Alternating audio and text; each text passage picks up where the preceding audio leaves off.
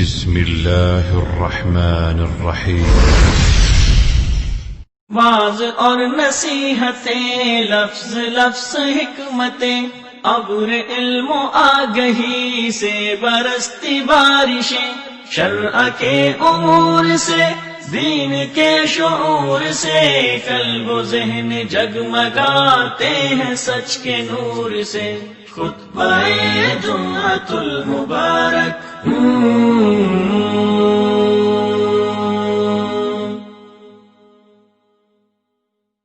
السلام عليكم ورحمة الله وبركاته.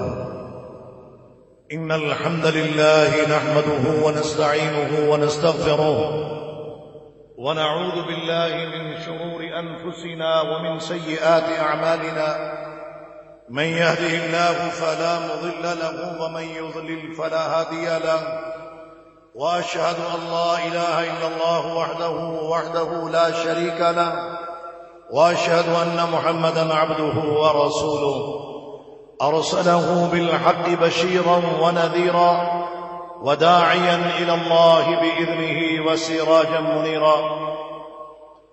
أما بعد، أعوذ بالله من الشيطان الرجيم. بسم الله الرحمن الرحيم. ما كان محمد أبا أحد من رجالكم ولكن رسول الله وخاتم النبيين، والحمد لله القائل إن الذين يؤذون الله ورسوله لعنهم الله في الدنيا والآخرة.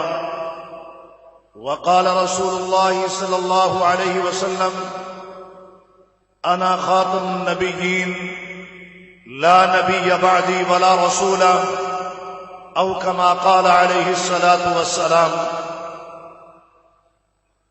معزز سامعین کرام، ہماری رشد و ہدایت، انسانیت کی فوز و فلاح، کامیابی اور کامرانی کے لیے رب العالمین نے انبیاء اور رسل کا سلسلہ شروع کیا، اور اس سلسلے کو لا کے ختم کیا ہے جناب حضرت محمد الرسول اللہ صلی اللہ علیہ وسلم پر.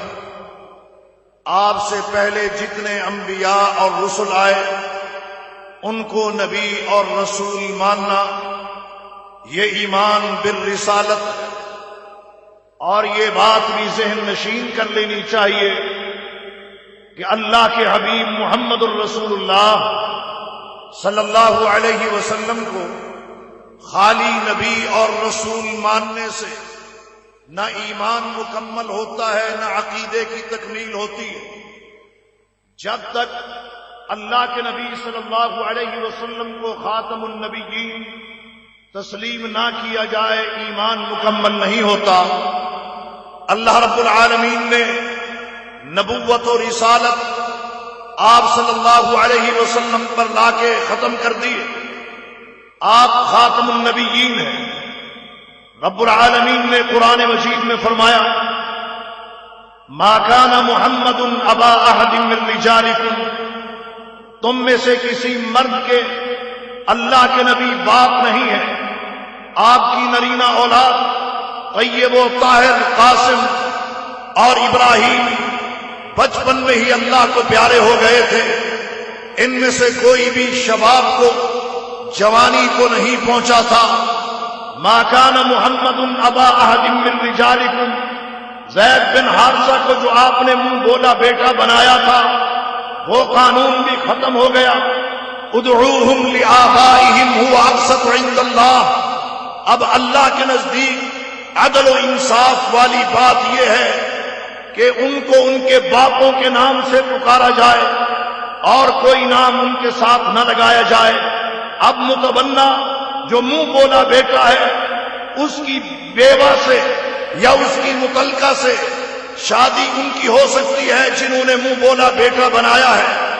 اور اسی طریقے سے اگر بندہ فوت ہو جائے تو منہ بولا بیٹا وہ وراثت کا حقدار نہیں ہوگا، جبکہ پہلے قانون اور ضابطے کچھ اس طرح کے تھے کہ اس کو وراثت میں بھی حصہ دیا جاتا تھا. ما کان محمد ابا احد من رجالکم تم میں سے کسی ایک کے باپ نہیں، ولیکن رسول اللہ، لیکن وہ اللہ کے رسول ہیں، وخاتم النبیین، اور خاتم النبیین ہیں۔ آپ کے بعد کوئی نبی اور کوئی رسول نہیں آئے گا۔ اللہ کے نبی صلی اللہ علیہ وسلم نے فرمایا، ہاں میں ہی خاتم النبیین ہوں، لا نبی بعدی، میرے بعد کوئی نبی اور کوئی رسول نہیں آئے گا۔ حضرات گرامی، اللہ کے نبی محمد الرسول اللہ صلی اللہ علیہ وسلم کا ارشاد گرامی ہے، آپ نے فرمایا ان لی اسماء، میرے نام ہیں، متعدد نام ہیں، بے شمار نام ہیں۔ فرمایا انا محمد وانا احمد وانا الماحی، میرا نام محمد بھی ہے، میرا نام احمد بھی ہے، میں الماحی بھی ہوں، الذی یمحو اللہ بی الکفر، جس کے ذریعے اللہ نے کفر کو مٹانا ہے، باطل کو ختم کرنا ہے، حق کو غالب کرنا ہے۔ میں باطل کے بطلان کے لیے اور باطل کو مٹانے کے لیے اور اس کا کلا کما کرنے کے لیے آیا ہوں۔ وَأَنَا الْحَاشِرُ، اور میرے ناموں میں سے ایک نام الحاشر بھی ہے، الَّذِي يُحْشَرُ النَّاسُ عَلَىٰ قَدَمَيْ، لوگ میرے نقش قدم پہ اٹھائے جائیں گے۔ وَأَنَا الْعَاقِبُ، اور میرے ناموں میں سے ایک نام العاقب بھی ہے۔ العاقب کا مطلب کیا ہے؟ الذی لیس بعدہ نبی، کہ جس کے بعد کوئی نبی نہیں آئے گا، کوئی رسول نہیں آئے گا، کوئی شریعت نہیں آئے گی۔ میں خاتم النبیین ہوں۔ ختم کا مطلب مہر ہوتا ہے کہ اب نبوت اور رسالت پر میں مہر بن کے آیا ہوں، میں آخری ہوں، اور کسی بھی لیٹر پہ مہر لگانا یہ سب سے آخری عمل ہوتا ہے۔ تحریر بنائی جاتی ہے، تاریخ ڈالی جاتی ہے، حوالہ نمبر لکھا جاتا ہے، دستخط بھی کر دیے جاتے ہیں، اور آخری عمل کیا ہوتا ہے؟ مہر لگا کے لیٹر کو روانہ کر دیا جاتا ہے۔ سب سے آخری عمل وہ ختم کا ہوتا ہے، مہر کا ہوتا ہے۔ ما کان محمد ابا احد من رجالکم ولکن رسول اللہ وخاتم النبیین، آپ خاتم الانبیاء والمرسلین ہیں۔ لیکن حضرات گرامی، قادیانیوں نے یہاں سے جو چور دروازہ نکالنے کی کوشش کی ہے اور چوری کی ونڈو کھولنے کی کوشش کی ہے، وہ کیا ہے؟ انہوں نے کہا جس طرح ڈاک خانے میں لفافوں پر مہر لگا کے ڈاک آگے روانہ کی جاتی ہے، اسی طرح نبی کی مہر سے غلام احمد قادیانی یہ آگے نبی بنا ہے، جبکہ یہ من گھڑت اور جھوٹی بات ہے۔ نبی اور رسول کا انتخاب نہ ووٹوں سے ہوتا ہے، نہ نوٹوں سے ہوتا ہے، نہ کنبہ و قبیلہ کرتا ہے، نہ برادریاں کرتی ہیں، نہ ملک کرتے ہیں، نہ پارلیمنٹ کرتا ہے، اور نہ ہی اسمبلیاں کیا کرتی ہیں۔ حضرات گرامی، انبیاء اور رسل کا انتخاب نہ ایوانوں میں ہوتا ہے، نہ اسمبلیوں میں ہوتا ہے، نہ ووٹوں سے ہوتا ہے، نہ نوٹوں سے ہوتا ہے۔ اللہ تبارک و تعالی خود کرتا ہے۔ اللہ یصطفی من الملائکۃ رسلا ومن الناس، اللہ تبارک و تعالی اس کا انتخاب خود فرماتا ہے۔ جبکہ مرزا غلام احمد قادیانی کا انتخاب تو انگریزوں نے کیا۔ پھر ایک بات سامنے آتی کہ دیکھیں، مسلمان کہتے ہیں کہ عیسیٰ علیہ السلام اٹھا لیے گئے، تو وہ بھی تو دوبارہ آئیں گے، وہ تو بھی دوبارہ آئیں گے، اور وہ اللہ کے رسول۔ حضرات گرامی، یہ بات درست ہے، ہمارا عقیدہ ہے قرآن و سنت کی روشنی میں کہ اللہ نے عیسیٰ علیہ السلام کو اٹھا لیا۔ ہمارا یہ بھی عقیدہ ہے کہ انہوں نے واپس بھی آنا ہے، لیکن ہمارا یہ بھی عقیدہ ہے کہ جب وہ آئیں گے نبی اور رسول بن کر نہیں، محمد الرسول اللہ کے امتی بن کے آئیں۔ وہ شریعت، وہ کتاب، وہ احکامات جو ان پر اللہ نے اتارے تھے، نازل فرمائے تھے، وہ ان کا اعلان نہیں کریں گے، بلکہ شریعت اسلامیہ، شریعت محمدیہ کے داعی بن کر، مبلغ بن کر، عالم بن کر، محمد الرسول اللہ صلی اللہ علیہ وسلم کے امتی بن کر، اور اللہ کے نبی صلی اللہ علیہ وسلم کی امت کے وہ سپہ سالار بن کر کافروں کے خلاف جہاد و قتال کریں گے اور قرآن و سنت کی دعوت دنیا کے سامنے پیش کریں گے۔ وہ اپنی اس حیثیت سے نہیں آئیں گے کہ وہ اپنی شریعت کو یا وہ کتاب جو ان پر اتاری گئی ہے اس کو لوگوں کے سامنے پیش کریں۔ حضرات گرامی، اللہ کے نبی محمد الرسول اللہ صلی اللہ علیہ وسلم کے بعد کوئی نبی اور کوئی رسول نہیں آئے، ان کو کیوں کھڑا کیا گیا؟ مرزا غلام احمد قادیانی کو کیوں کھڑا کیا گیا؟ کیا یہ پہلا شخص ہے جس نے یہ دعویٰ کیا ہے، یا یہ آخری شخص ہے کہ اس کے بعد کسی نے دعویٰ نہیں کرنا؟ نہیں، سلاسون دجالون کذابون، اس قسم کے 30 دجال، کذاب، جھوٹے، فریبی، عیار، مکار، دھوکہ باز، 2 نمبر فراڈیے وہ آئیں گے، امت مسلمہ کو پھسلائیں گے، راہ راست سے ہٹائیں گے، صراط مستقیم سے گمراہ کریں گے، دین، اسلام، شریعت، قرآن، احکامات سے وہ اس امت کو پھسلائیں گے، دور ہٹائیں گے۔ وہ یہ عزم لے کے، وہ یہ ارادہ لے کے آئے، وہ دجال، وہ کذاب، وہ فراڈیے، وہ فریبی اپنے کر و فر کے ساتھ، چمک دمک کے ساتھ، سیاسی ہیبت کے ساتھ، مالی کر و فر کے ساتھ، دنیا کی چمک دمک کے ساتھ وہ آئیں اور دنیا کفر ان کی پشتی باں ہوگی۔ وہ آغا شورش کاشمیری جو ختم نبوت کا سپاہی تھا، اس نے اسی مرزا کے متعلق کہا تھا کہ اس کی جائے پیدائش تو قادیاں ہے، اس کی تربیت گاہ جو ہے وہ تلابیب ہے، اور اس کا مالی مسکن واشنگٹن ہے۔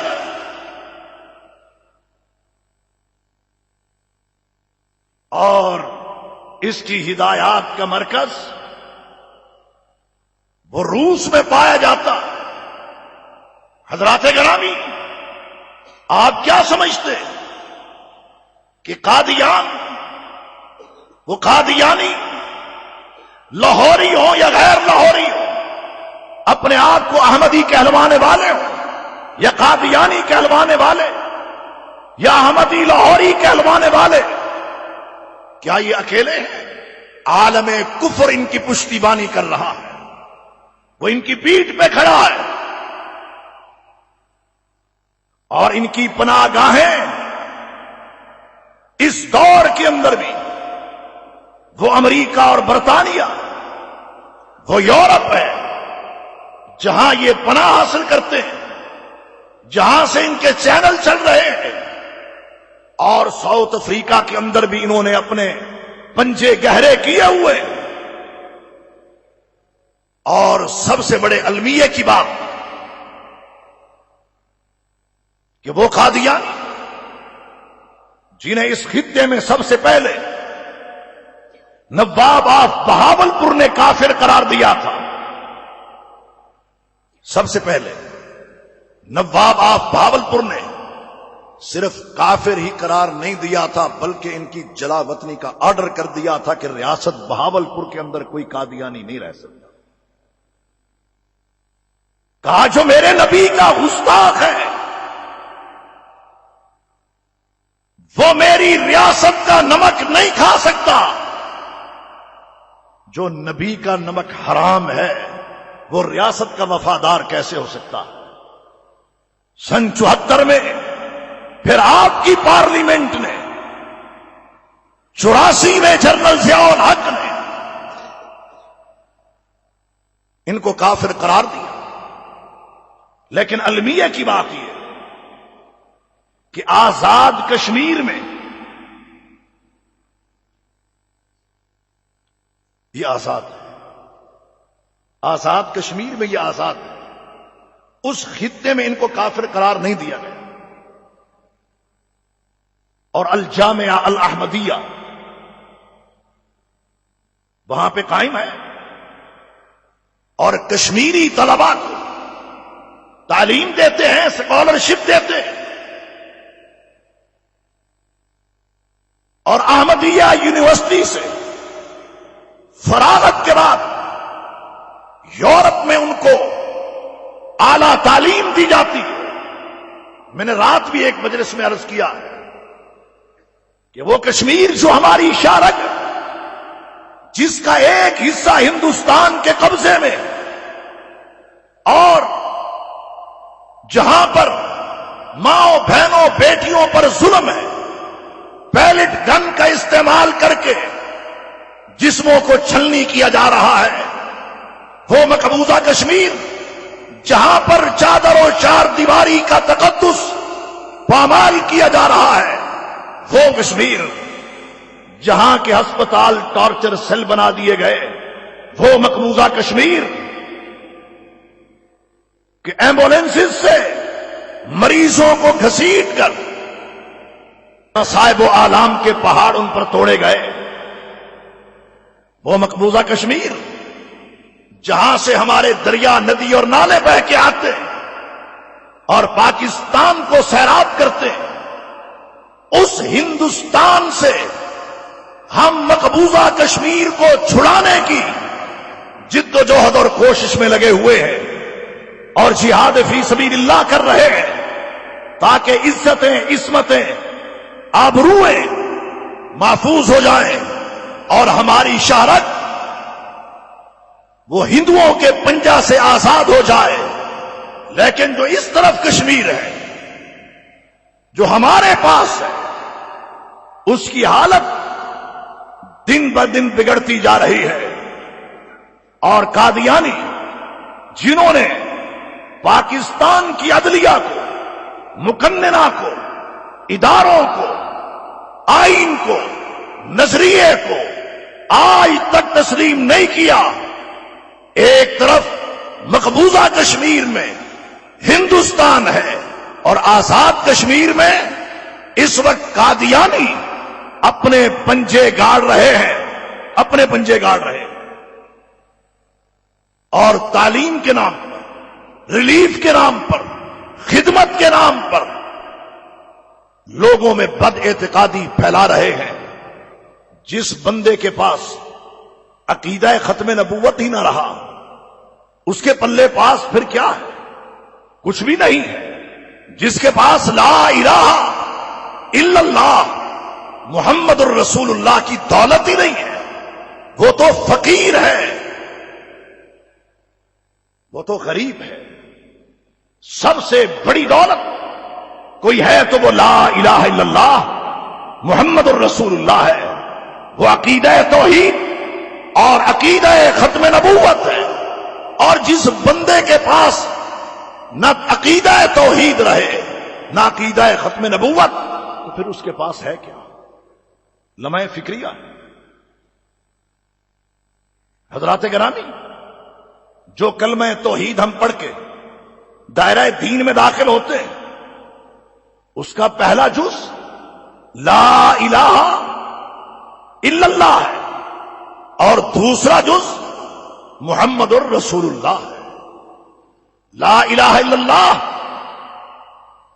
یہ ربوبیت کا اقرار ہے، محمد الرسول اللہ یہ عقیدہ ختم نبوت کا اعتراف ہے. لا الہ الا اللہ اگر یہ الوہیت کی، اللہ کی الوہیت کا اعلان ہے، تو محمد الرسول اللہ نبی کریم کی رسالت کا اقرار ہے. لا الہ الا اللہ اگر یہ مقصد زندگی ہے تو محمد الرسول اللہ یہ ہمارا طرز زندگی ہے. اور لا الہ الا اللہ میرے محترم بھائیوں، اس میں اگر کوئی ایک بھی نقطہ نہیں ہے، کلمہ توحید کے پہلے جز لا الہ الا اللہ میں اگر ایک بھی نقطہ نہیں ہے تو اس کے دوسرے جز محمد الرسول اللہ میں بھی ایک ہی نقطہ نہیں ہے. جس طرح لا الہ الا اللہ کے اقرار سے بندہ یہ اعلان کرتا ہے کہ کوئی بھی الہ نہیں ہے سوائے رب العالمین کے، اسی طرح محمد الرسول اللہ کے اقرار سے یہ بھی اعتراف ہے کہ اللہ کے نبی صلی اللہ علیہ وسلم کے بعد کوئی نبی اور رسول نہیں.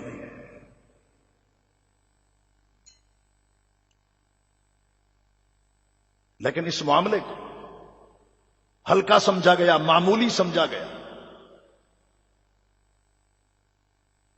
کیوں سمجھا گیا؟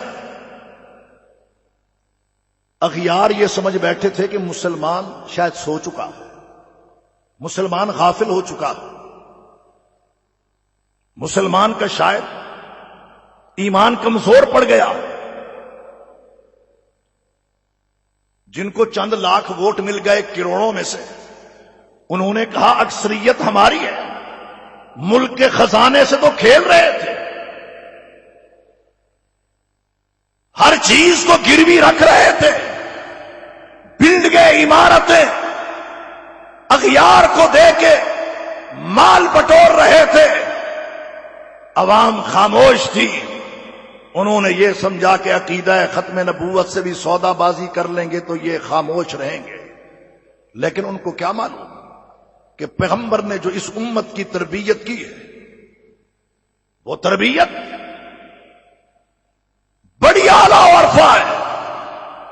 امام کائنات کے فرمان کے مطابق لا یؤمن احدکم حتی اکون احب الیہ من والدہ وولدہ والناس اجمعین.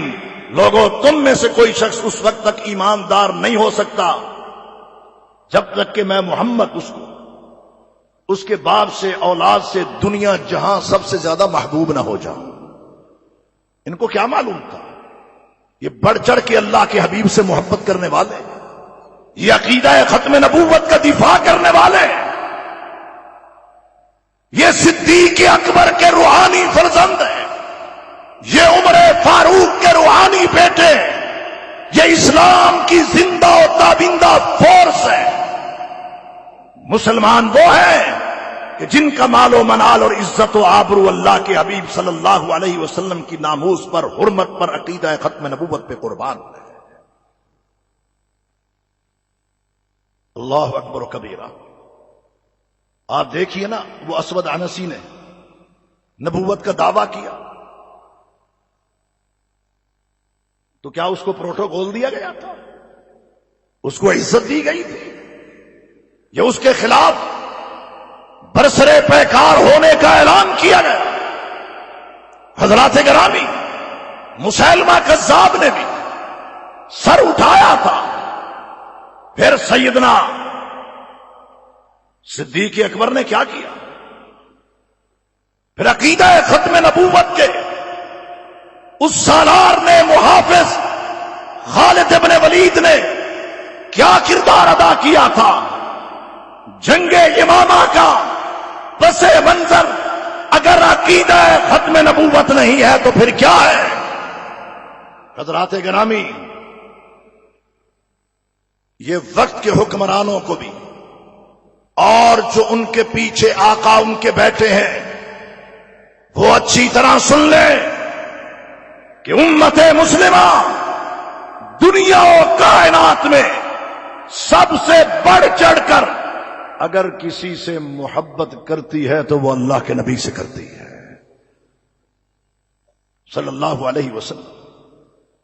اور اپنی عزت، اپنی آبرو، اپنی عصمت، اپنا مال، اپنا کاروبار سب سے بڑھ کر اگر کسی کا دفاع کرنا جانتی ہے تو وہ اللہ کے نبی صلی اللہ علیہ وسلم کی ناموس کا دفاع ہے، کیونکہ امت مسلمہ کو اللہ کے نبی سے محبت ہے۔ وہ اغیار نے جب دیکھا صحابہ کی محبت اللہ کے نبی صلی اللہ علیہ وسلم کے ساتھ جو وہ پیش کر رہے تھے تو اس کی زبان بول اٹھی، ما رأیت احدا یحب احدا کحب اصحاب محمد محمدا، آج تک میری آنکھ نے یہ منظر نہیں دیکھا کوئی کسی سے اتنی محبت کرتا ہو جتنے نبی کے صحابہ نبی سے محبت کرتے ہیں۔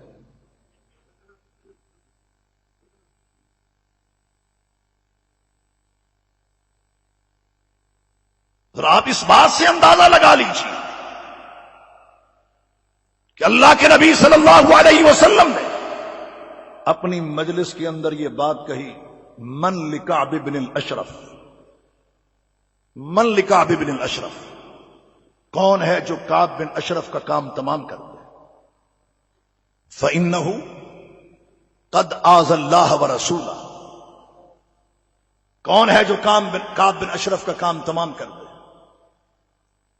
فإنه قد آذى اللہ ورسولہ، اس لیے کہ اس نے اللہ کو اس کے رسول کو تکلیف دی ہے، ایذا دی ہے۔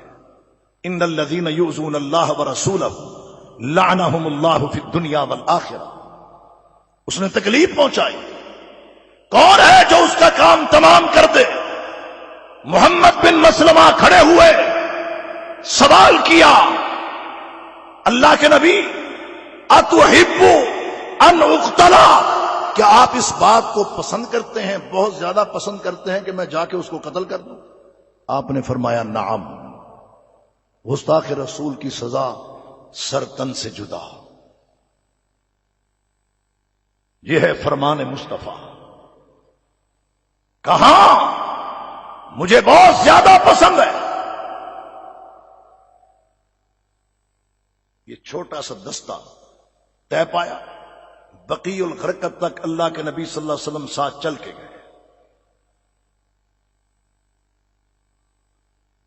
صحابہ نے روکا، محمد بن مسلمہ نے منع کیا، کہا نہیں، یہ وہ کارواں تھا جو عقیدہ ختم نبوت کے تحفظ کے لیے روانہ ہو رہا۔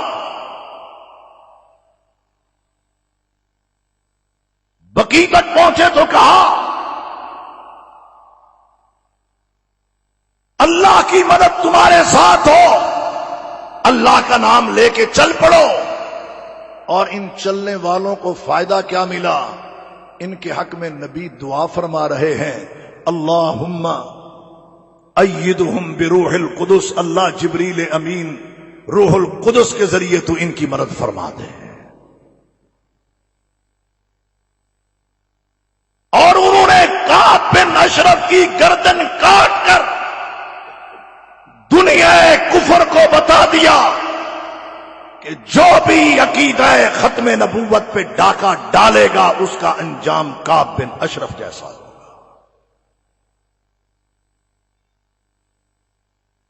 یہ تو نبی کی ناموس ہے، نبی اکرم صلی اللہ علیہ وسلم کے فرامین کا صحابہ نے دفاع کیا۔ اگر کسی نے آپ کے فرمان کو بھی جھٹلایا ہے تو ان کی تلوار کی دھار نے ان کو سیدھا رکھا۔ اللہ کے نبی صلی اللہ علیہ وسلم کی ناموس، آپ کی سنت و سیرت، یہاں تک کہ آپ کا اگر مال مویشی بھی ہے تو صحابہ نے تو اس کا بھی دفاع کیا۔ آپ نے چراگاہ میں اپنے غلام ربا کو بھیجا، ایک چرواہا بھیجا، دودھ والی اونٹنیاں بھیجی کہ جاؤ چراؤ۔ حملہ ور آئے، چرواہے کو قتل کیا، اونٹنیاں لے کے بھاگے۔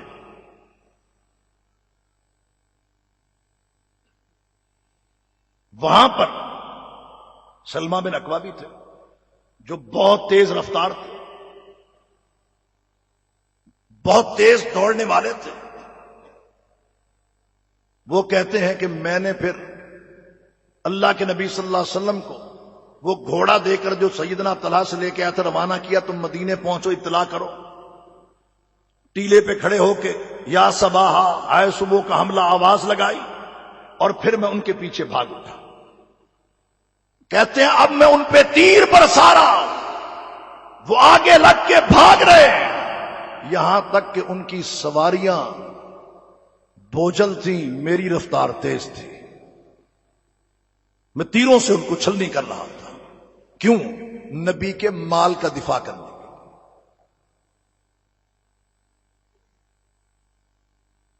وہ بھاگ اٹھے، میں تعاقب میں ہوں، یہاں تک کہ انہوں نے نیزے اور چادریں گرانا شروع کر دی. میں تیر برسا رہا ہوں اور ساتھ یہ بھی پڑھ رہا ہوں کہ انا ابن الاقوی اليوم یوم الرزائی. نبی کا مال مویشی لے کے بھاگنے والوں، کوئی عام آدمی نہیں. سلمہ بن اقوا تمہارا تعاقب کر رہا ہے. اليوم یوم الرزائی، آج کا دن دودھ کا دن ہے. آج پتہ چل جائے گا کس نے اپنی ماں کا دودھ پیا ہے.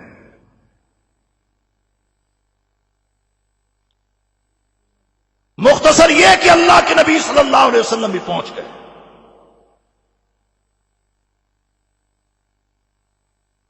غزوہ مکمل ہوا اختصار کے ساتھ. اللہ کے نبی صلی اللہ علیہ وسلم نے ان کو کیا اعزاز بخشا؟ مال غنیمت سے ڈبل حصہ دیا، 2 حصے دیے، ایک سوار کا اور ایک پیادہ کا. سوار کا کس لیے کہ کوئی سواری اتنی تیز نہیں دوڑتی تھی جتنا سیدنا سلمہ بن اقوا دوڑا کرتے تھے، اور اس مارکے کے مرکزی ہیرو یہی تھے. اور پھر جب آپ واپس جانے لگے تو آپ نے اپنی سواری پر اپنے پیچھے اگر کسی کو بٹھایا ہے تو اسی صحابی کو بٹھایا ہے. حضرات گرامی، ختم نبوت کے قانون سے چھیڑ خانی کی گئی. 8 سکوں کو بدلا گیا، تبدیل کیا گیا، رد و بدل ہوا، اور حلف نامے کو اقرار نامے میں تبدیل کیا گیا.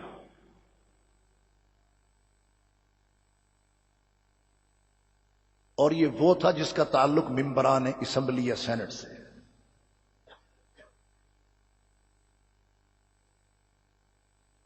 اس کے بعد 7B اور 7C وہ جوں کا توں رہا، جس کی تفصیل میں نے اپنے کالم میں لکھی کہ 7B اور 7C اس کا تعلق ووٹر کے حلف نامے سے، کہ ووٹر کو بھی اقرار کرنا ہوگا کہ میں اللہ کے نبی صلی اللہ علیہ وسلم کو خاتم النبیین مانتا ہوں. اور اگر کوئی احمدی، قادیانی، لاہوری، مرزائی جو یہ کہتا ہے کہ نہیں میں قادیانی نہیں ہوں، تو مجاز اتھارٹی کے پاس پہنچ کر اس نے وہ حلف نامہ پر کرنا ہے اور حلفیہ بیان دینا ہے کہ میں مسلمان ہوں. مجاز اتھارٹی کے سامنے اگر وہ یہ کام نہیں کرے گا تو وہ مسلمان نہیں کہلائے گا. مجاز اتھارٹی اس کے دعوے پر اگر اس کو طلب کرتی ہے کہ مسلمان ہو تو آؤ، سامنے آ کے اس حلف نامے کو پر کرو، اگر وہ راہ فرار اختیار کرتا ہے تو وہ تب بھی مسلمان نہیں. خیر، اب اس کو بھی دوبارہ بحال کیا. چند دن پہلے یہاں پر محترم سعودی سفیر صاحب آئے ہوئے تھے ایک تقریب میں، تو میں بھی وہاں گیا، MNAs کو چھائے ہوئے تھے، تو وہ ہاتھ جوڑ کے آسمان کی طرف نگاہیں اٹھا کے کہہ رہے تھے کہ الحمدللہ ہم سرخرو ہو گئے. تو میں نے یہی کہنا، پھر لوچ تلے ایسی نا، یہ کام کیا تھا نا. وہ جی بس پتہ نہیں چلا کسی سے ہو گیا. پتہ کیوں نہیں چلا؟ پتہ ہے کیا نااہل وزیر اعظم کی میٹنگ MI6 کے DG سے، CIA کے ڈائریکٹر سے کیا برطانیہ میں نہیں ہوئی تھی، جس میں یہ چیزیں طے کی گئی تھی؟ اسلامسٹ کو دیوار سے لگانا ہے، جہادیوں کا کلا کما کرنا ہے. یہ طے نہیں ہوا تھا کہ آرمی کا بجٹ کم کرنا ہے؟ کیا یہ طے نہیں ہوا تھا کہ ایٹمی اثاثہ جات تک رسائی دینی ہے؟ کیا یہ طے نہیں ہوا تھا اس موقع پر کہ جناب جغرافیائی لکیر مٹا ہندوستان کی چودراہٹ کو قبول کرنا ہے؟ لبرلزم کا نعرہ کیوں لگایا گیا ہے؟ اس لیے کہ یہ طے ہوا تھا کہ نظریاتی جو نعرے تم لگاتے ہو اس کا خاتمہ کرو. اور وہ نظریہ کیا ہے؟ لا الہ الا اللہ محمد الرسول اللہ. کیا یہ طے نہیں ہوا تھا کہ قادیانیوں کو ریلیف دینا ہے؟ کیا یہ طے نہیں ہوا تھا کہ قادیانیوں کو اب کافر قرار نہیں دینا اور آئین کے اندر ترمیم کرنی ہے؟ کیا وزیر خارجہ خواجہ آصف کی احمدیوں کے ساتھ امریکہ میں ملاقاتیں، نشستیں، میٹنگیں نہیں ہوئی؟ اور یہ وہی شخص ہے کہ جس کے باپ کا منہ کالا کر کے گدھے پر بٹھا کے جوتوں کا ہار پہنا کے سیال کوٹ کی گلیوں میں گھمایا گیا تھا، کیونکہ اندر سے اس کا باپ بھی قادیانیوں کا حامی تھا یا قادیانی. کیا یہ ساری میٹنگیں نہیں چلتی رہی؟ سب کچھ ہوتا رہا، جان بوجھ کر یہ کیا گیا ہے. لیکن حضرات گرامی، یہ بات اظہر من الشمس ہے کہ جس نے عقیدہ ختم نبوت سے کھیلا ہے، جس نے اللہ کے نبی صلی اللہ علیہ وسلم کی حرمت پہ حملہ کیا ہے، جس کسی حکومت یا خاندان نے ناموس رسالت کے آئین اور قانون سے چھیڑ خانی کی ہے، اللہ نے ان کو برباد، ذلیل اور رسوا کر کے دکھایا. اور وہ ہو رہے ہیں.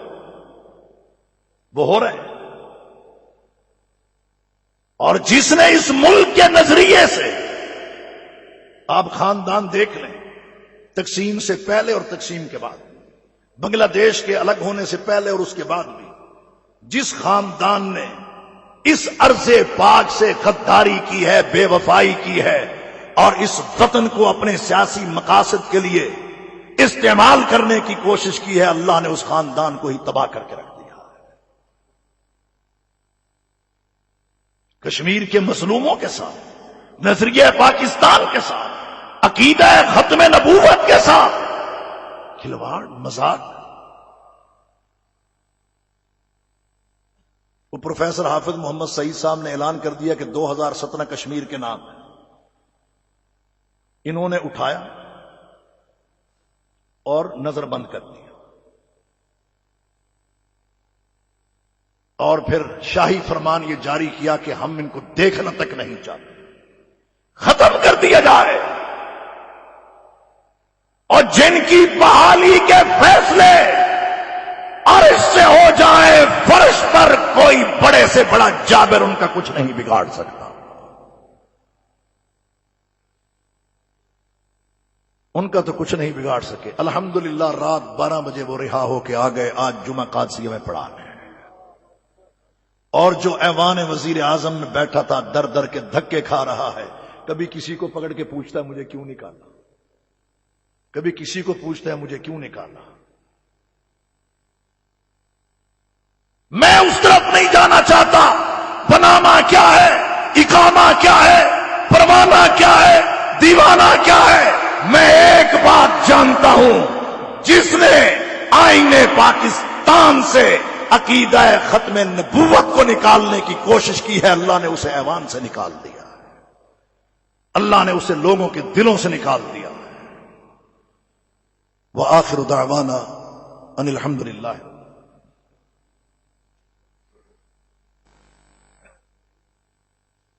ان الحمد للہ نحمده ونستعینه ونستغفره ونعوذ بالله من شرور أنفسنا ومن سيئات أعمالنا من يهده الله فلا مضل له ومن يضلل فلا هادي له وأشهد أن لا إله إلا الله وحده لا شريك له وأشهد أن محمدا عبده ورسوله أرسله بالحق بشيرا ونذيرا وداعيا إلى الله بإذنه وسراجا منيرا. قال الله عز وجل في شان حبيبه إن الله وملائكته يصلون على النبي يا أيها الذين آمنوا صلوا عليه وسلموا تسليما. اللهم صل على محمد وعلى آل محمد كما صليت على إبراهيم وعلى آل إبراهيم إنك حميد مجيد.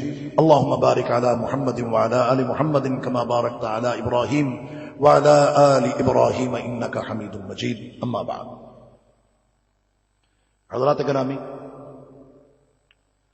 اللہ کے نبی محمد الرسول اللہ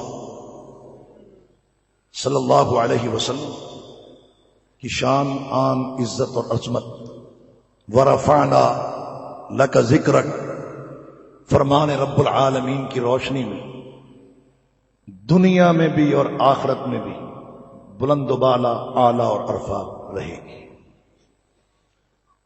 آپ صلی اللہ علیہ وسلم کی ناموس پر کیچڑ اچھاڑنے والے ان شانئک ھو الابتر، وہی دم کٹے، ذلیل، رسوا اور خوار ہوں گے. تبت یدا ابی لہب وتب کے مصداق، اللہ نے ان کے ہاتھوں کو ہلاکت میں ڈالنا ہے، اور ہلاکت ہی، رسوائی اور بدنامی ان کے ماتھے کا جھومر بنے گی. اللہ کے نبی صلی اللہ علیہ وسلم کی سیرت، کردار وہ چمکدار ہے، وہ چمکتا ہی رہے گا.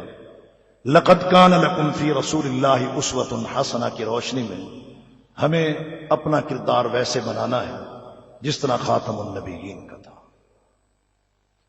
اس کا فائدہ ہمیں کیا ہے؟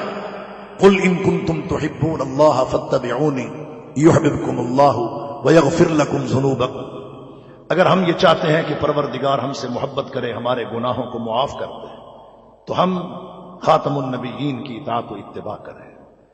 اگر ہم یہ چاہتے ہیں کہ ہمارا شمار اولئک ھم الفائزون اولئک ھم المفلحون میں ہو جائے، تو آپ صلی اللہ علیہ وسلم کی اطاعت میں وہ مثمر ہے. آج جمعے کا دن ہے اور ایک نئی اصطلاح چلی ہے، بلیک فرائیڈے، سیاہ جمعہ.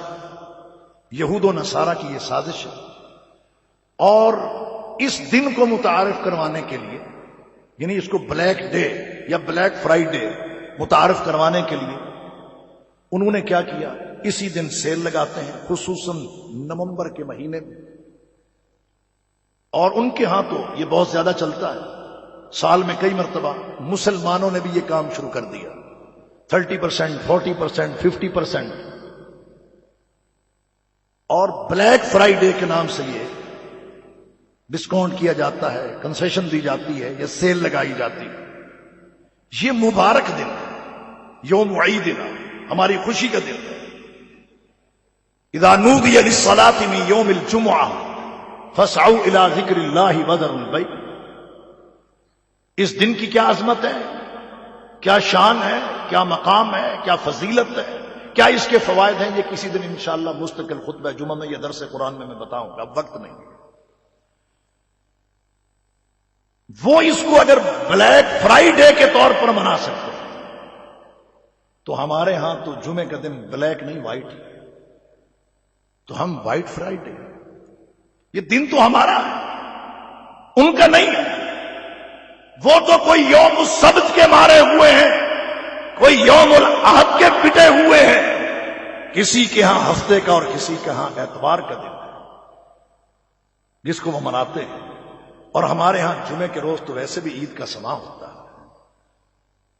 انسان نہاتا ہے، غسل کرتا ہے، باوضو ہوتا ہے، اچھا لباس پہنتا ہے، خوشبو لگاتا ہے، مسجد میں آتا ہے. یہ تو ہمارا اجتماع ہوتا ہے، خوشی اور فرات کا دن ہے. ہمارے اس خوشی کے دن کو انہوں نے بلیک ڈے، اور ہماری تاجر برادری اس کو خصوصاً یہ خیال رکھنا چاہیے، اس کو وائٹ فرائیڈے منانا چاہیے. اللہ تبارک و تعالیٰ یہود و نصارہ کی سازشوں سے ہمیں محفوظ فرمائے. إن الله يأمر بالعدل والإحسان وإيتاء ذي القربى وينهى عن الفحشاء والمنكر والبغي يعظكم لعلكم تذكرون. سبحان ربك رب العزة عما يصفون وسلام على المرسلين.